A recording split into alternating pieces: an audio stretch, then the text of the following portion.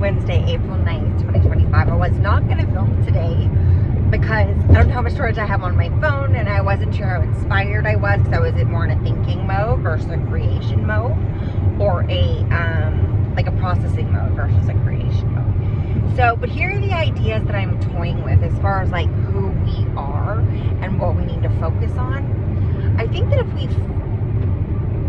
who we are is everything that has become before us. And so instead of asking the question, who am I? Ask, how do I want to be remembered? Who do I want to be remembered for? Because that's what gets passed down, not who you are. So if you think in that mentality of who do I want to be remembered, how do I want to be remembered, you will therefore find out who you are and who you are meant to be.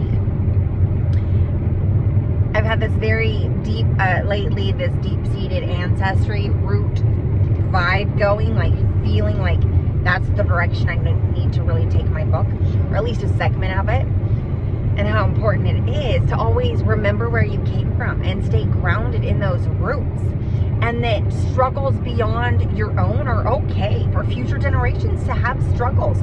You can try and set them up, but then what happens is, if they haven't learned how to overcome their own struggles, you'll have to come up with all those, you'll have to overcome them for them, or when finally it's time for them to step up to the plate, they're scared. They don't know how because they haven't failed at a smaller level because somebody's always been there to pick up the pieces. So it's okay to have struggles. And the struggles that our ancestors went through before us are very different than they are today. However, what will never change is the feelings of love and loss and fear and anger and happiness and joy.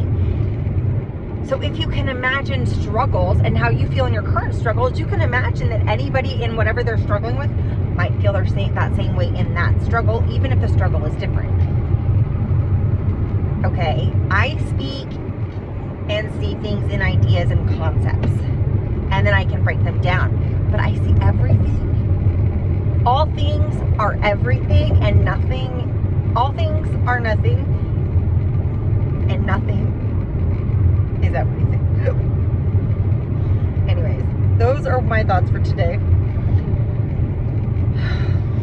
Man, those are my deep thoughts, and then what I will be adding into my strategic selfishness book and living in a way that we want to